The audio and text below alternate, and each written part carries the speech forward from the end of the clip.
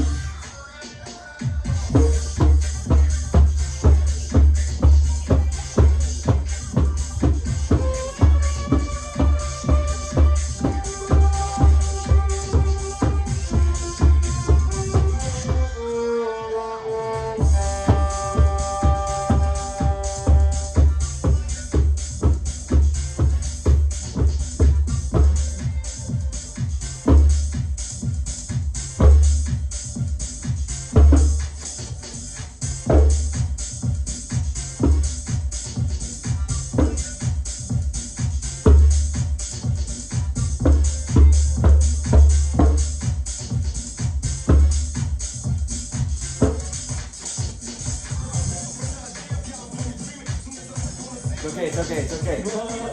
No, just a no judgment zone. No judgment zone. No judging zone. The only way you're gonna get better is by practicing.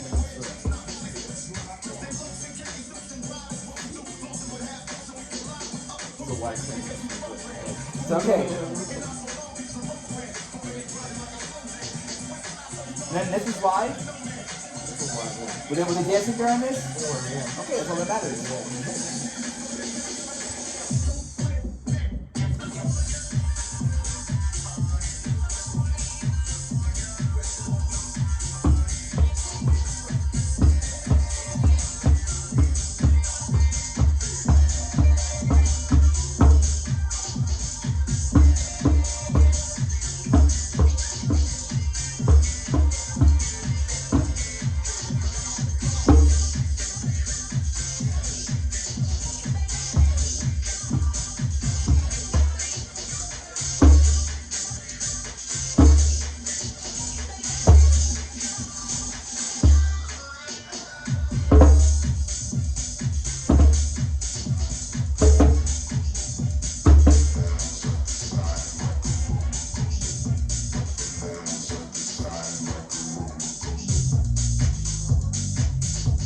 This Gene Stars. I think so.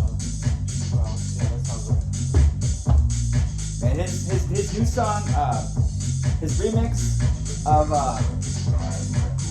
Sasha Mabadi, Whoop. Yeah. Good? Alright, shit. Is that, you're gonna play that tonight? Oh, I'm gonna bring heat. I'm Still bring the heat. gonna bring the Phoenix heat to Cottonwood. That's right, that's what's up. Award winning. I can't wait.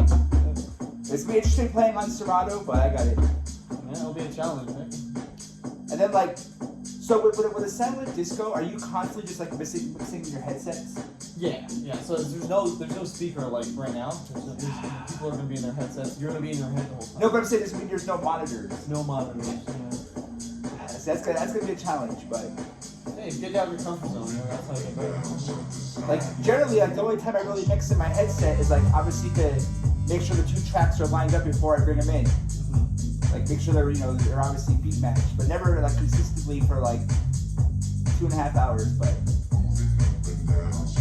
I mean, I don't see what the issue would be because technically you're hearing the tracks. Yeah, it's the same thing. And you have one. What I do is I put my monitor headphones in, and as well as the Sonic Disco headphones. So it's like basically monitored at that point. Okay. Because the monitor headphones plugs the Serato, and then you can hear it from there. Basically, you can hear the two track, and then Sonic Disco, whatever else. But like on the controller though, you do have like the level adjustment for both cues though, right? Like the headphones. Yes. Okay. And I can show you where that is. And then I think I found it's in the middle. Yeah, it's in the middle. It's like a headset one, and then there's like The master. yeah, generally I don't like to fuck with the master at all. Well, if the sound system is proper, you shouldn't have to fuck with the master. The only time you really fuck with the master is if like your sound system is not that good. You're kind of like compensating for it. You shouldn't have to ever really touch the master. That's what you're saying.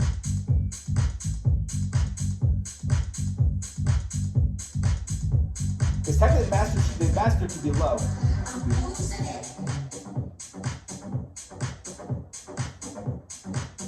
And this song is so old, but Classic, huh?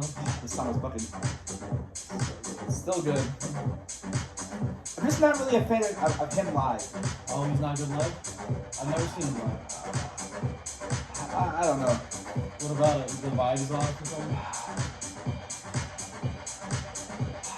He's just weird, dude. Like It's like human? okay, you know those wacky waving inflatable tube people? Yeah. With like the blow up guys that go like this? Like that's how he looks on stage. He's like bleach blonde hair, right? Yeah, but when he's on stage, he's like this. Like It's kind of weird, yeah. It's disturbing, yeah. and I don't know, like, and then there's the rumors that like he's basically Chris Slade. Like, when people say that Chris like is his ghostwriter. Really? Yeah. That wouldn't be surprised. It sounds like Yeah. So I mean, and Chris Lake's a fucking genius. So, and then they also like the last couple of years, like right after the pandemic, like when shows started to come back, they're doing this under construction tour, and basically it's Chris Lake and Fisher. And so like, or technically you could say Chris Lake and Chris Lake. Yeah. You don't think he actually makes new music? I mean, I don't know. I mean, I could care less as long as the music's. I mean, because in all honesty, in this industry, in this day, all big DJs don't really make a lot of their music. Like when you reach a certain like plateau or a certain level, like Who makes it? like they have their crew. And like for example, I guess this is all gonna go on my YouTube channel, so whatever. I love talking music, so. But like for example, say for example David Guetta. He's a hit or miss with him or whatever. So like, and say Sid. So Sid, he's not David Guetta's fucking huge. And like, you know, in the tech community, you know, Sid's, you know, gaining ground. But like, so say for example, Sid has a song that David Guetta kind of likes. So in order, Sid will do the work, and Sid knows that if he partners with David Guetta and puts David Guetta's name on it, like Sid and David Guetta, or David Guetta and Sid, and even though Sid did the work, I mean, David Guetta may do some adjustments, but, or whoever David Guetta works with, but that partnership is gonna, you know, Sid has a good track, but at the same time, David Guetta's hoping that his name on it, and Sid's hoping that, like, Sid is paired with David Guetta, it's gonna get him more notoriety. You know what I'm saying? And I'm not saying that's how it's, I mean, like, for example, Armin. Armin's got a pretty good crew of, like, people that do a lot of his ghostwriting songs. Makes sense. Yeah, he's no way he writes all his songs. There's too many. Well, I mean, you're like, no, you're like never home. Like, now the smaller DJs like Weston, Sid, they probably make their tracks. But when you get a certain level where like, I can't say none of them do, but I mean, a lot like Chesto, he don't make his music. I mean, he may do some, but Chesto partners with a lot of people. And so he probably uses their foundation for like his song, and he may do a little bit of adjustments, you know.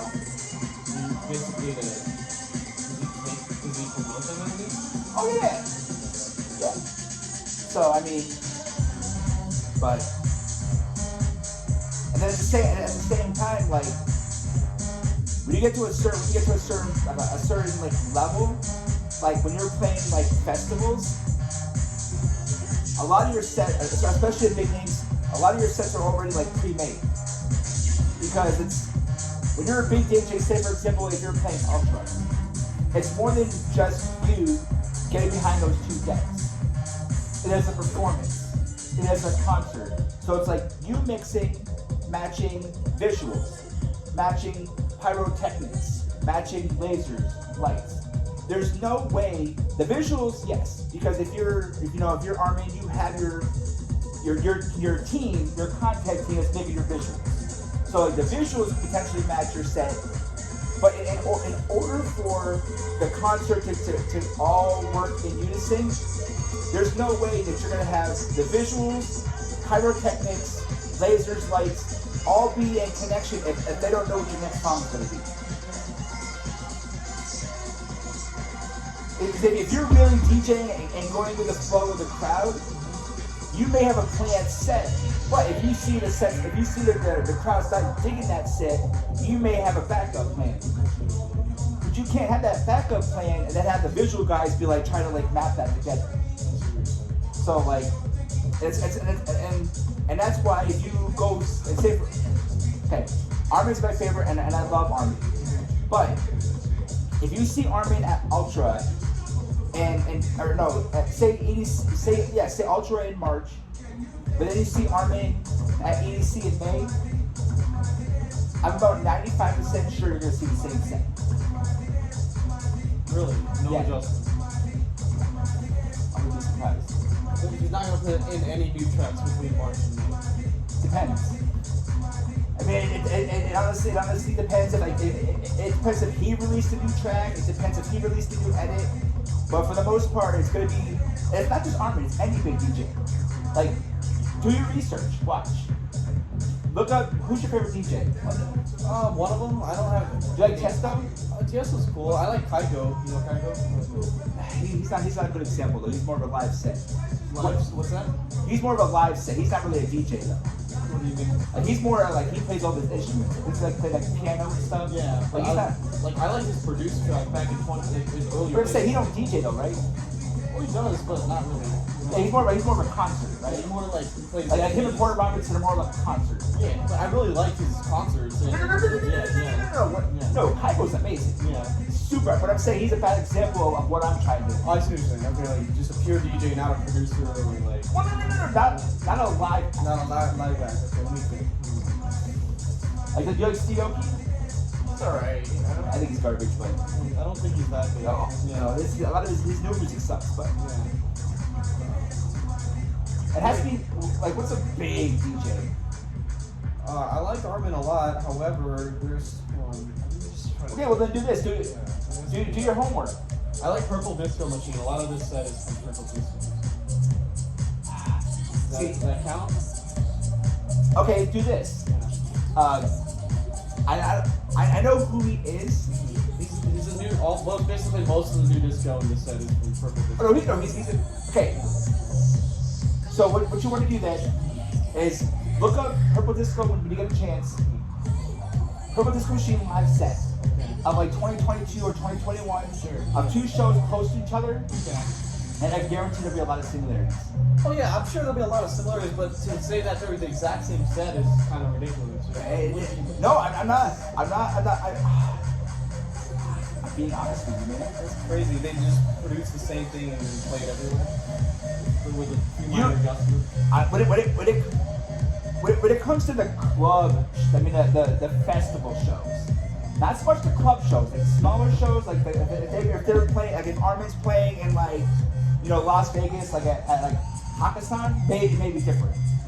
But the festival sets, you go to Tiesto, you go to Steve Aoki, you go to Armin, any big DJ, you follow their festival sets, they're gonna a lot of them sound the way. It's unfortunate because I love Armin, but that's just a game.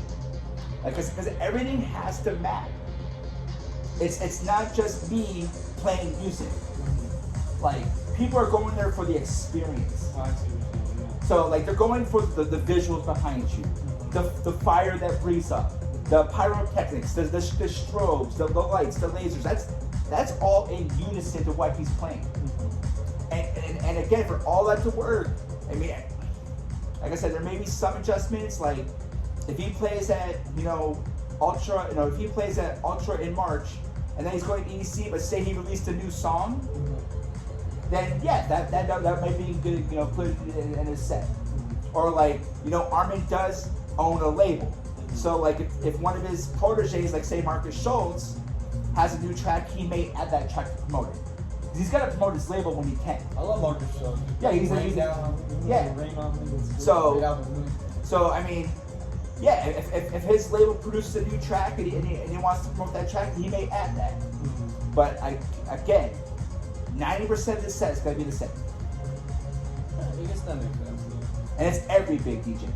I don't know. I know Purple Disco Machine is a big DJ, but he's not up there with like Armin. And nothing against Purple, he's great. He's fantastic. I like a lot of his songs. He is very entertaining. So, but I guarantee, I could be wrong, and I would I would like to do your research and give me information back. But I guarantee, if you watched a couple of his sets close to one another, I wouldn't put money on it, but I would be somewhat 50-50 confident that are very close to like. But again, I don't know. He may be different. And then again, it's also different on the kind of show you're playing. Like a festival is a totally different experience than like, you know, Armin playing on a boat. You know, if Armin's playing on a yacht, it's more of the experience of DJing. It's not, obviously, the visuals, the layers, you know, it's gonna be different. Whereas, like, if he's going to a club in, like, Vegas or a club in, like, Utah, it's gonna be a different experience then. Yeah, those are two very different things. Yeah. Club in Vegas, club in Utah. Yeah, but I'm saying those sets may be a little bit different. But then again, they're gonna probably be somewhat similar. So, very similar tracks, maybe in different orders. It's funny, I used to live in Vegas and Utah at various points in my life. I've been to Utah once, and I couldn't live there though. Yeah, not it wasn't a good time. I was doing door-to-door sales in Salt Lake City, like the capital of door-to-door sales. Really? Yeah, I was selling home security systems. I was pretty shit at it because I didn't believe in the product. But I was a good salesman. I just didn't believe in the product. That's why I couldn't sell. Wait, Utah's the king of that? Yeah. Yeah, you can look it up. The Mormons with Joseph Smith. They created the whole, like, door-to-door canvas thing. Yeah. The whole concept, yeah. Okay. That's where it originated. I mean, Utah is beautiful. I mean, it's a beautiful. Salt Lake City is a beautiful city. Because like everywhere you look, you see the Rockies everywhere, dude. It's like beautiful. And what caught me off guard was that Mormon temple. Oh yeah. Dude, yeah. It's like covered in gold and diamonds. Like that temple in Utah is like, geez. Like I've never seen any building in a long time like the Mormon temple. Like, It's very different. yeah. So, but Utah is very beautiful. But like I said, I mean I've been in the scene for a very long time, and it's just the nature of the game. But what if you really want to? Have you heard of James Hype? Yes. Oh, yeah, he's great. And he's a great DJ. I totally forgot about him, but he's amazing. I watch his videos for like all the time, like just him talking about DJing and him like showing how to DJ and him DJing. Yeah, like he's great. like that's one person that I really want to see because he, like what he does to manipulate music with like 4 CDJs. That's huge, yeah. One DJ, I'm not a big fan of his DJing per se, but his instructional videos and how to DJ is like Weston? top notch. No, not Weston. It would be DJ Carlo Antonudo. He's the biggest DJ in the Philippines. Probably you haven't heard of it, but he has a bunch of instructional videos on how to DJ. That's how I taught myself how to DJ, basically. Does he make music too, or just? No, he doesn't make music, he just DJs. But he won like the #1 and top DJ competition in the Philippines like 6 years in a row or something. Like the Red Bull thing? Yeah, the Red Bull thing, yeah. So he's really good. Okay. He knows a lot of tricks. And he's like technically like one of the best DJs I know ever. Including James Hype, yeah. James Hype's another level though. Yeah. Like those two I think are like pretty similar in terms of like skill. Like if you look at them, they're insane. For me, I grew. Have you heard of Bad Boy Bill? Mm-hmm. Oh my god, dude! Look up old school Bad Boy Bill from like the 90s. Okay. I think that my friend showed me one at one point. Yeah. Yeah, cause he's won a couple of DMC champions. Yeah, I watched one of his videos like 6 months ago and just forgot about it. Oh, Bad Boy Bill? Yeah. No, but not now. But back back in the 90s, like he was one of the first people to ever like scratch and mix to like house music. Really? Yeah. Crazy. Cause I think he started with hip hop, which a lot of house guys do. Cause like house music and hip hop do have a lot of connections. Cause like especially tech house, tech house is definitely hip hop influenced. Like there's a lot of like hip hop samples when it comes to like the vocals and stuff, and a lot of remakes, edits of hip hop. And that's probably one of the reasons why I like tech house, because I grew up with classic rock from my pops, but then all throughout school I was a hip hop guy. So the house music is where it's at. So.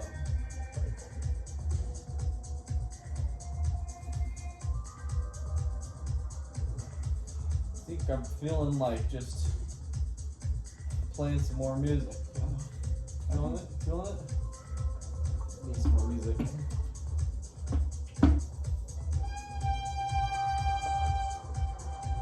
Gotta match your levels. Okay,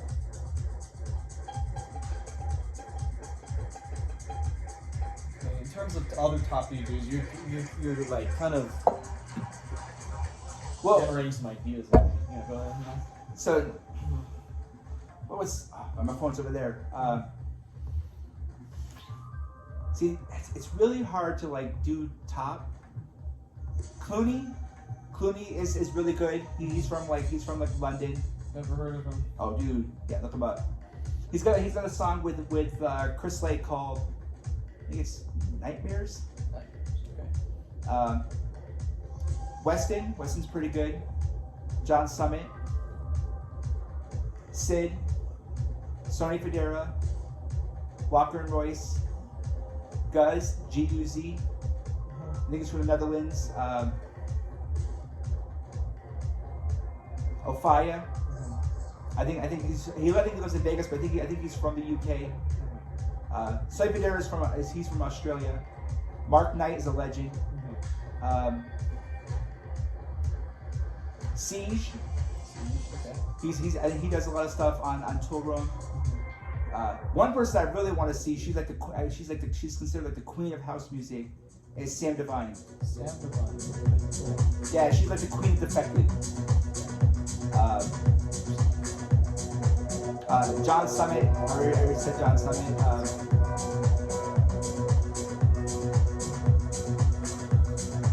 I don't know. There's so many different artists that I like. But again, like when I go for music, I don't go by like the artist name.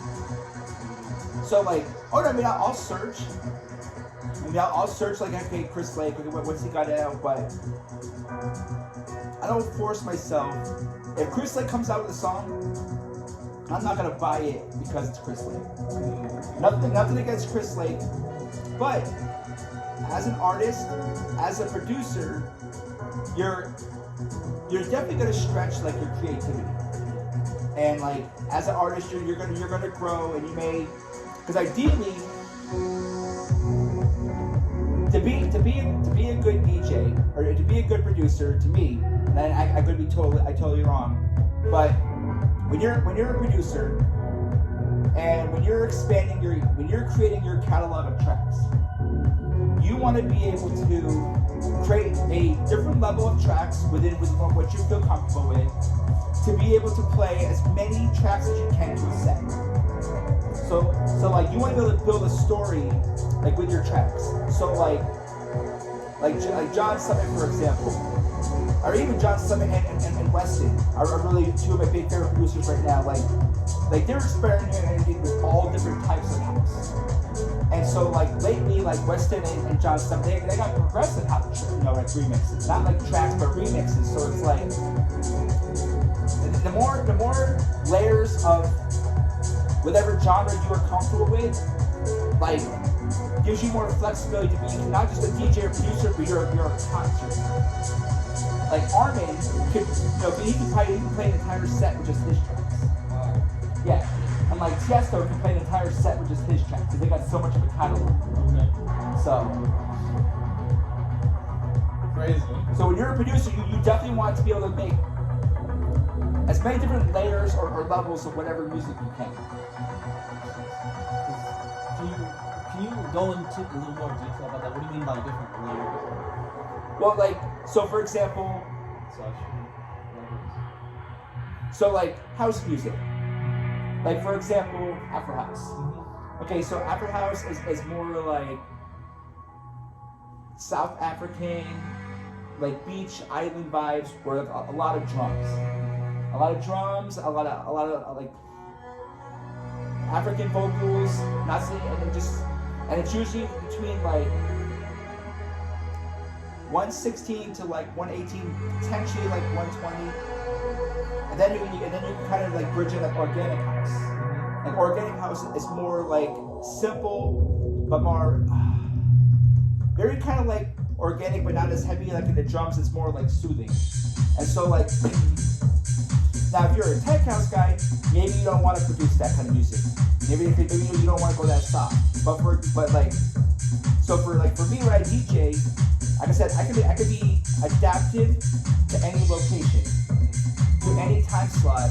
So like when you're a DJ, if you want to go in a concert, you want to be able, especially if you're going to play an extensive set of like 2 to 3 hours, like to be able to start like kind of slower, like 121, 122, kind of like build the vibe. So like, are you going to start off with Afro House? Maybe. Are you going to start off with like some deep progressive house? Maybe some deep tech? Maybe some minimal tech? Like there's so many layers, different layers of house music. Like Afro House, organic house, deep house, progressive house. You have, minimal tech, deep tech. You got tech house. Like, so it's like you can go pretty much anywhere you want. Yeah, that makes sense. So then when I say different layers, like the longer sets, you want to be able to like peaks and valleys. Like you want to start in here. So starting here, like they're coming into the club, they're meeting their people, they're grabbing a few drinks. They don't want that pop, pop, pop, pop, pop. Not yet. So they're socializing, they're getting a drink, they're getting, and then all of a sudden they're like, and then that's when you can like start gradually pick it up. So like, if you're starting at like 10, you could be like, first 15, 20 minutes, just like. And then like maybe like 30 minutes in, start picking up a little bit, and then like 11 o'clock, that's when it's like almost game time. So when I say when you're a producer, to be able to like have multiple layers, it's the more you stretch your boundaries and the more diverse your catalog is the more creative and different sets you can do. So. Oh, of course, dude. So now that's just me. I can't make music. That's my knowledge from like. It's a limiting belief. You just made music. Well, yeah, but that's just me being a spectator, like looking at it and absorbing everything, and like DJing for years and like listening to all this music and like seeing artists like expand who they are. Yeah, but like, you're a great spectator moving around, but don't you think it might be time for you to become a participant? I just need to like sit down with someone that's going to be a teacher. Hey, there's a bunch. I know a bunch. I know really good teachers. I can teach you a little bit of basics, what I know from my violin background. I'd be willing to spend that time. Cause I don't have any like music theory, but I mean I know how like a house track, Yeah, you have to have at least some semblance of like one to beats. Yeah. Like you say you don't know music theory, but you do. You know rhythm. You have to be rhythm. It's half of it, and then there's melody, which is the violin, what violin is talking. Multiple melodies that become a harmony.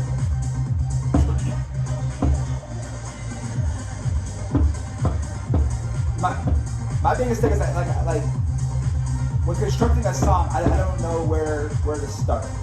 Like some people start with like the bass line, some start with like the vocals and build it around it. So I mean everybody has like their method to their madness and how they start. Yeah, and I was exactly the same way as you were. And then my friend Pete showed me how he created a track. His name's also Pete. And then he created a really good reggae rap back in the 90s. However, I really like the way he showed me, which is he first created a really simple melody, right? Like for example, it could literally be like 2 or 4 notes on the violin. You do it. Something like that. You can start with that. Start with that melody. And then you build a bass line on top of it. A really simple bass line. Like it could literally be like, or like something like that. You do the same note, like just a little chord. And then you add some drums. add the other stuff. You know, like you can add whatever. You can add Eastern. We ended up making an organic house track. We added Eastern instruments. We added sitar. We added the earth. We added the dolphins. You have it on SoundCloud? No. We didn't share anything yet. But, yeah. Oh, it's still in the works? Yeah, still in the works. Oh, we have the track is just like, it's at the end of the stage. It needs a lot of work on. Oh, like that's what we did so far. It's organic house. Like I could play it in my mix, it would sound fine. It's just we need to mix and master it before we play it in big clubs. Like it sounds fine for a smaller audience. But like the snobs would know it's not a real track. Oh. It's not like professional mix. I don't know. Yeah, I'm using like things like Sarah and Ableton Live. Like when I was in San Diego, my friend he goes by Bad Blood, and he grew up making like hip hop beats, but now he's like in this tech house phase, and he uses Logic. He's a Mac guy, so he has a Logic Pro X, I think, and I don't know. We're having a conversation, you can make it sound so simple, but like, to me, I get what you're saying, and it makes pretty sense, but when I look at that screen, I'm just like, it doesn't make sense to me. What about it doesn't make sense? Like, how to create it. I mean, I guess you could, like, for example, you do a violin. Okay, say you're using live instruments, you're not using digital instruments. Sure, I could use an electric violin and then put, like, I could use distortion and then it could be using an EDM track. I have an electric violin. I'll take it out and show you. Right. And then I have a really shitty amp too.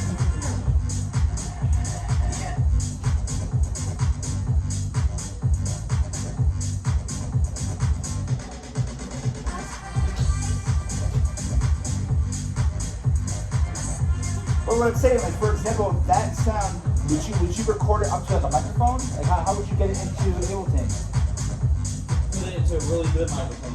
Yeah, you could do that. And then, or another way to do it is use an electric one. I need to get new strings and whatnot, but this is my electric one. Okay. And there's like a slot that you can plug it into, like an amp or something. Or you can also plug it into like one of those like mini, those little controllers. Yeah, like, my friend Ray, who we met earlier, like all that. Oh.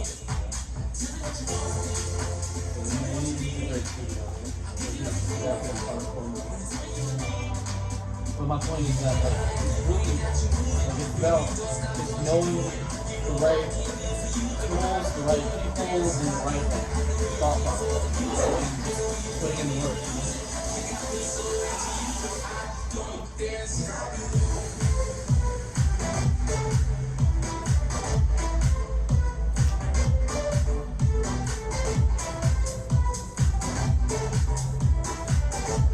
I wonder what people are gonna feel like when I post this to my YouTube. It'd be a good switch up, right? You should do more of these. I watched a little bit of your stuff. I really like it, like the motivational stuff. Well, because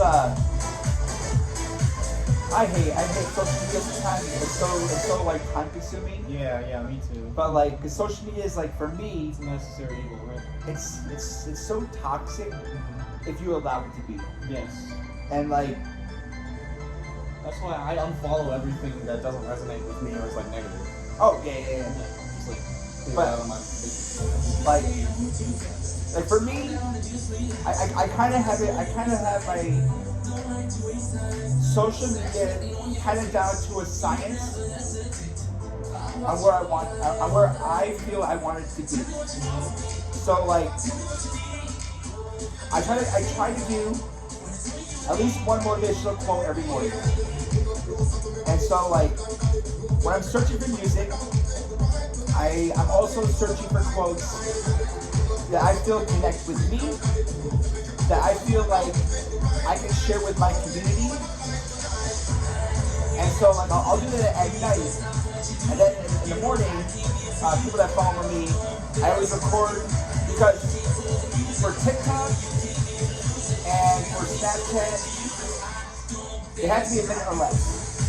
Okay, right. Because that's how you create the content for the platform. Yeah, so if it's like more than a minute, you can't post it. Okay, well, it's time to just get better at making micro content. Yeah, and so all my videos every morning is a minute. Is like I try to do like 59 seconds.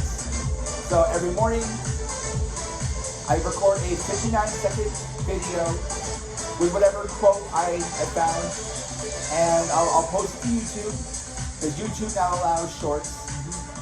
And so I'll do it on YouTube first, and then I'll share it to my Twitter. Because unfortunately, I have all social media, so I'll share it to my Twitter. I'll share it to my Facebook page. Once I'm done with that, I'll then go to Instagram and I'll do a post, and then I'll share it to my story. And what I'm starting to do now is I start doing these new postings. So I'll create the post, I'll share it to my post, I'll share it to my story, so I'm posting it twice. But if there's like a new post, and there's like a GIF for like new post, so they can click on the story, which then goes to my post. Once I do that, I then have to post that content on my artist Facebook page. After that, I then post to Snapchat, and then I post to TikTok. And that right there can take me like 15 minutes. And then throughout my day, I try to find music of artists that I like, and I try to share their music on my story. Okay. So I try to support artists. Then usually midday, I'll either try to share like a GIF or like a meme or like another motivational quote. It's like my midday kind of thing for my followers. And that's usually my social media, like every day. I like it. And it sucks that it's like that, but if I'm gonna be on it, if I'm gonna be on social media, which as an artist you have to be, unfortunately, unless you don't want to expand. Right. You're not gonna really expand outside of like Arizona if you're just playing in Arizona. Like how are you gonna expand in like Utah or and like Dubai or wherever you want to play is if you don't have like a social presence or like a footprint. Yeah. And so if I'm gonna use that, if I'm gonna use the platform that I have to be on, why not use it for the good? I love it. Reading people like you at Salamander, I see like new live streamers, just publicize it, and then that would. I would love to be at that, but it's kind of like that's like exactly what you're saying. Out of state, it'll expand both of our neighborhoods. I'm already the stage manager. I can hook you up with whatever you want. Oh, okay, one more time. What is it? Salamander Fest. Oh, when? July 14th and 16th. I was gonna say the only thing is with that is I have a gig Friday. If I didn't have a gig Friday, I was gonna say could I maybe carpool with you, but I got a gig Friday. Friday, I can't carpool with you. You need to go to that gig? You reschedule that gig?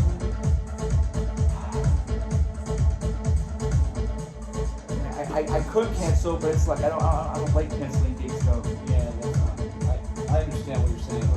I get it. Yeah. It's like maybe if you want to expand and you want to go out of state, maybe you should not cancel it. Negotiate with them. Say, hey, can I move this day on a new opportunity came up where I could expand my name beyond the borders of Arizona. You're frustrating me in a good way. Yeah.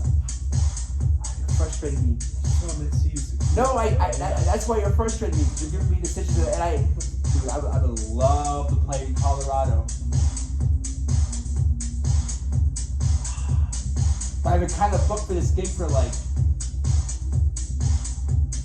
2 months.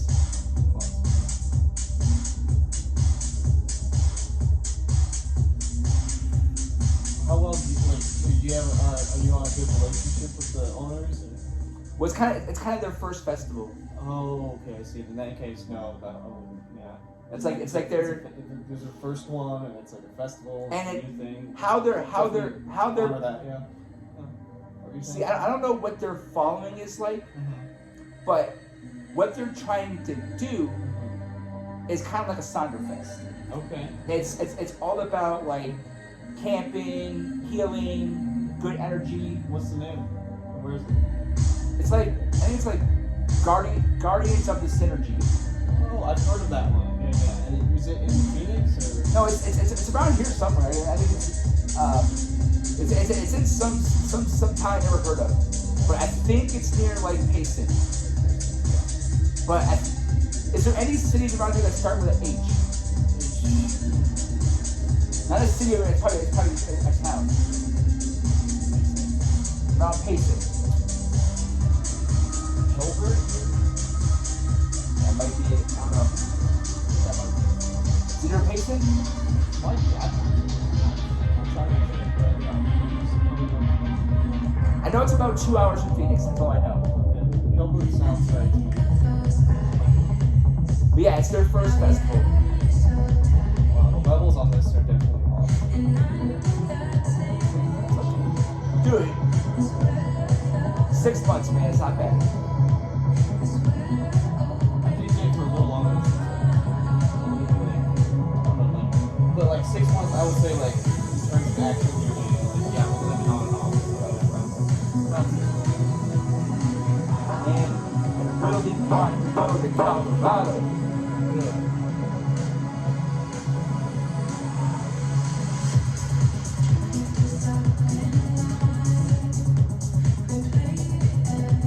My friend, by the way, who's singing this, her name is Lauren.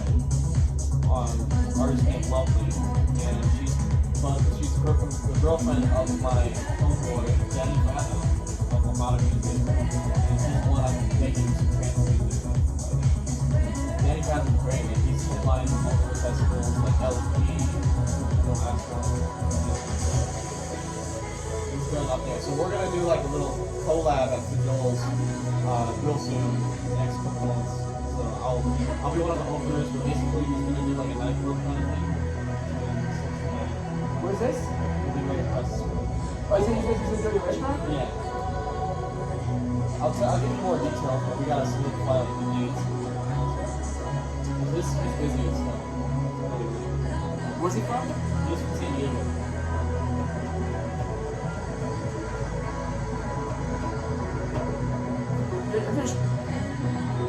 Funny enough, we made a podcast, me and Dan as well, kind of the same format as this, but his buddy Ben was in it too, and then we just drank a bunch of like wine and stuff, and beers and spirits, and then we smoked a bunch of weed, and then we talked about like different things, like projects we're doing, music projects we're doing, our aspirations. I'm just really trying to think on how I can make this work. Because totally driving by myself, because like how far is Salamander from here? Around 6 hours. That's it. 6 hour drive. Salamander. From Yeah, because it's like the southeastern tip of 4 hours, so like it's where you could go straight to. Only 6 hours. Yeah, And you can for sure get me. absolutely. I'm one of the 2 state men. I'll be sure. It might be like a weird time, like 2 days. Yeah. Okay. For some reason, I thought it'd be more than 6 hours away. Actually, I'm sure it's more fun, but no, I remember. If you book it, like Casparis, yeah, talking. It's gonna be in the Talking Rocks near Casparis, Colorado. The nearest major city is Durango. For Phoenix, it might be a little longer. Well, if it's 6 hours from here, then that'd basically be like 8 hours. But see, my goal whenever I do a road trip, when I'm going to drive, is like 7 hours.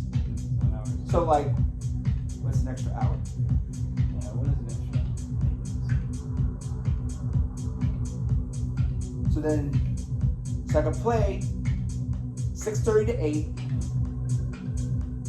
Network for maybe like an hour, half hour. If there's anybody there watching my set.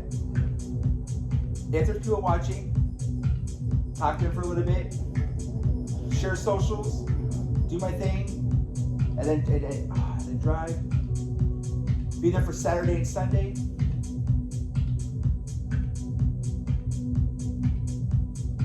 Use Monday to like decompress. I'll let you know. So tempting, man. And especially if you say it's just like Sonderfest, man. It's very similar. Vibes. You can find some of the people, like the people who are going above, like a lot of them know each other.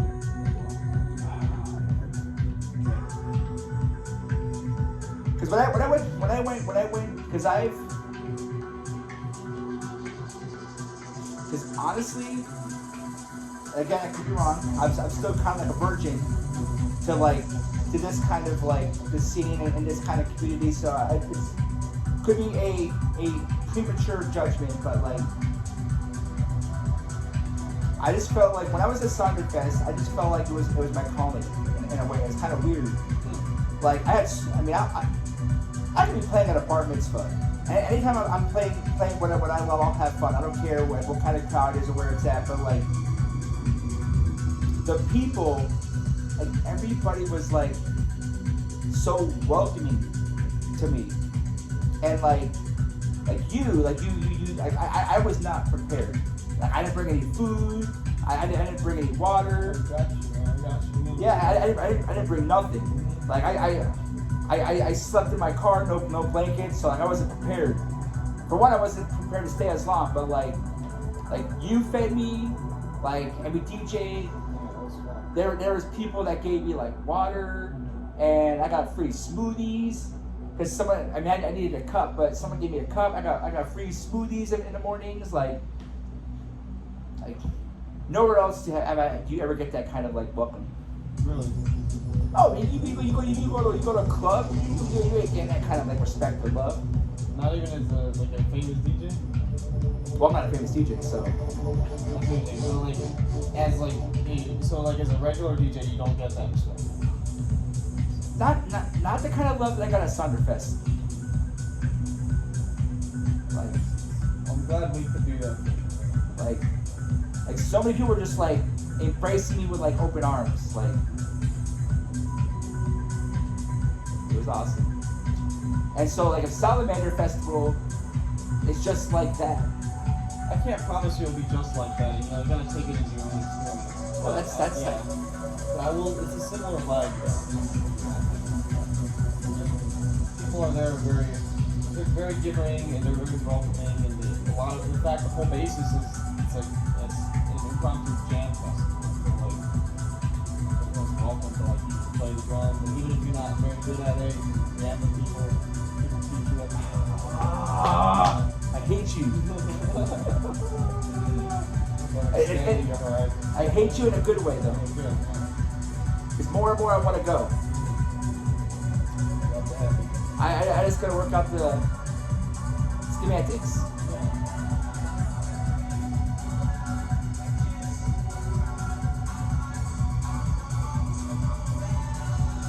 It's not a money issue. It's not a work issue. It's not a time issue. It's the driving issue. Because I'll be solo. Okay. You've never driven that far by yourself? My most is like. Well, it's not so much going there that I'm worried about. It's leaving there. Like leaving any event with that kind of long drive fucking sucks. Sorry my language. Fudging sucks. Fudgy sucks. Because for one, you don't get accurate sleep. And so like to drive 8-9 hours on like missed sleep stinks. That makes a lot of sense. Are you able to, maybe you could stay at a hotel on the way home? Even an afternoon or so. Really, I would just. Sleeping apart. Group of 10. I'm gonna prepare, like, see how you said you weren't prepared? Like, I'm going with a couple buddies, and they're prepared. And I'm learning from them how to prepare myself. You know, food, water, basics, food, water, shelter, and warmth. Well, shelter is not really the biggest issue, because worst case scenario, I can sleep in my truck. So, like, I'll have a vehicle. Do you want to do that? No. Yeah. Like, No. so why not? What I'm saying, worst case scenario. Yeah, but why think about the worst? Why not plan for the best? Why not like think about I can get a tent from Home Depot or REI or Walmart even. Well, for me, I probably wouldn't get a tent, because I would probably utilize the vehicle and probably get a really good air mattress.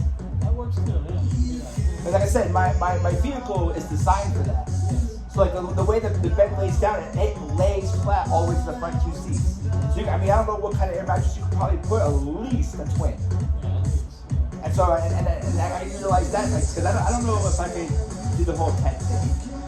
Like I'm more of a modern person. I'm unfortunate, but so like the food is not an issue. To me, the biggest issue would probably be water. Because like I go through. Like, I can go through a lot of water.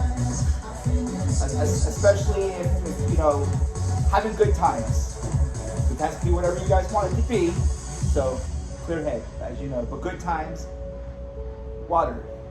And like that was one thing I really fell short of at Sounderfest was like hydration. Like I did not have like proper hydration. So, definitely didn't have proper food, but I feel like food is easy to prepare for. Whether it's like protein bars, like, you know, like, but water, I feel like it's really hard to have enough water. Like, so.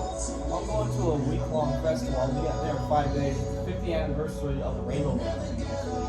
So I'm doing exactly these things you're talking about. I'm preparing food, water, warmth, shelter. Those are 4 things. Basically oh yeah. And security, obviously, but that's like an impact. Feeling of being welcome. Well, it's not as necessary, but I would argue that it's more necessary. Because if they don't feel welcome, then where they are. See, as far as like the welcome part is concerned, like my mindset, like how like my mom raised me, was like, I'm not really so concerned. Again, I don't mean this in a disrespectful way, but I'm not overly concerned about being welcome. I'm just more concerned about living my best life. Now, when I say that, I'm not gonna go around and say like, fuck you or treat you like shit. But I'm here tonight. I'm not here to make you happy. Right. I'm not here to make, was it Kevin? I'm not here to make him happy. Yeah. Or anybody at tonight's event happy. You're here to make yourself happy. Yeah. And then, as part of my journey, hopefully you can make other people. Oh yeah, and that's again, I don't want to make people unhappy. But if you don't like me, if we don't get along, okay, you have fun, you do your thing, I'm gonna do my thing. And that's how I was raised. So as far as like being welcome, like I don't go out of my way to be welcome. I'm just gonna do my thing. Like and that's just how my mom raised me. I don't care. But I do it. I don't care in a respective way. If that makes sense. And I'm not caring like fuck the world. I'm just doing my thing. And like, if we talk, we connect, cool. If we talk, connect, and I never see you again, cool. It's you know, if it's meant to be for a long friendship, relationship, whatever it be, cool. And that's just my mindset. Like, that's how I've always been. And I've always been a self-efficient person. Like, my sister's the exact opposite. Like, my sister goes out of her, well, not so much now because she's like a single, she's got like kids, so she's definitely better now. But growing up, every dictator move she did, she had to like have this certain image. Like, oh, it was bad.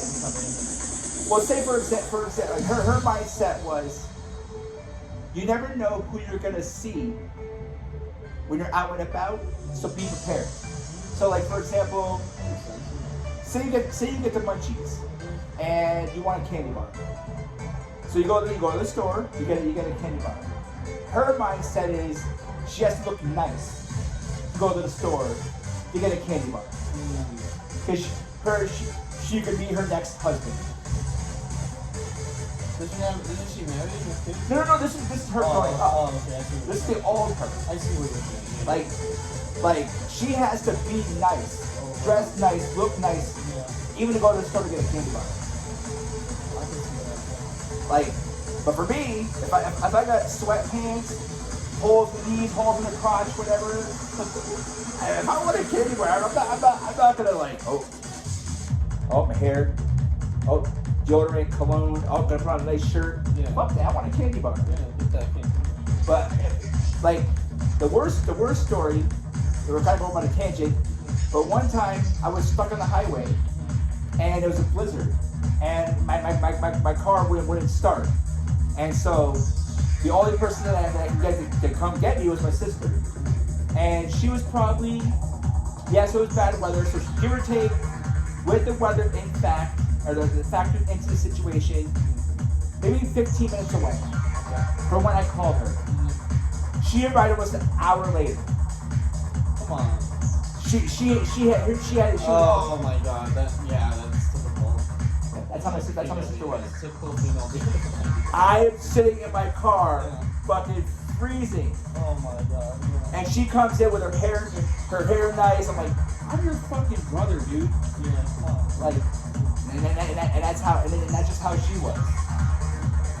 Like, even to her brother. But again, like I said, she was so shallow and locked into like trying to make everybody happy that everything she did, she had to be like dressed up. She had to put time and effort into like look at a certain way before she went. No, it doesn't make sense. No, I mean, I guess if that's how you want to live your life, I mean. But then again, if I'm going to a store and I have sweatpants on with like holes in the knees, and I'm wearing a shirt with a coffee stain on it. Okay, and if I do happen to meet this girl as my wife, if she don't like me for how I am at that point in time, yeah, exactly. Yeah. I mean, Maybe literally. well, yeah. But I mean, I'm going for a candy bar. Yeah. And I'm going in like this. I'm not. You just like whatever. Take me as I am. Yeah, I'm not going to a fancy steak dinner. Yeah. I'm going to the store, and like I said, her mindset was she could meet somebody. Like yeah, and I could meet somebody either. But again, I know deep down this is me. What you're seeing here is me. I'm just going to the store to get a candy bar. So yes, this is how I'm dressed. I don't need to dress up. But yeah, you are seeing me. And this is the real me. Get it? So, and again, I gotta thank my mom for that. That's how my mom is. And that's just my mindset and approach to everything. So.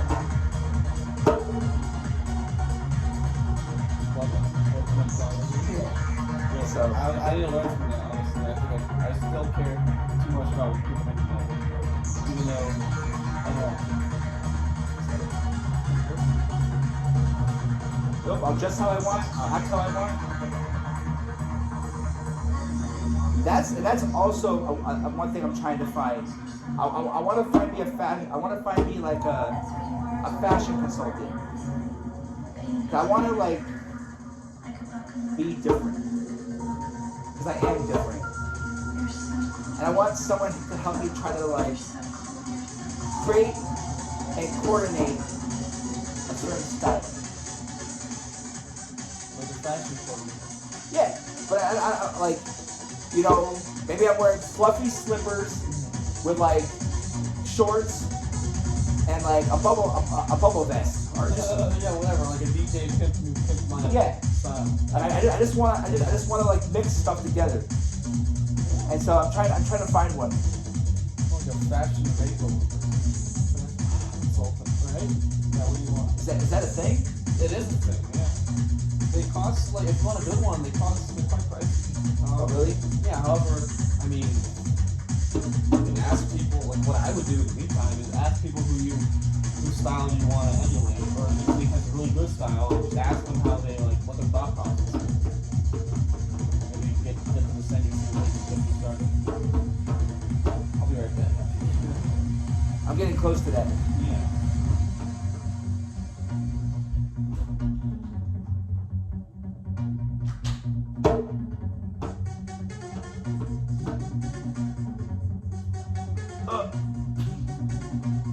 Well, again, everybody, this is Howard, aka Beethoven. I am going to end this video, but I'll be posting it to my YouTube soon. So everybody have a wonderful Saturday. Stay safe, stay well. Much love. Bye.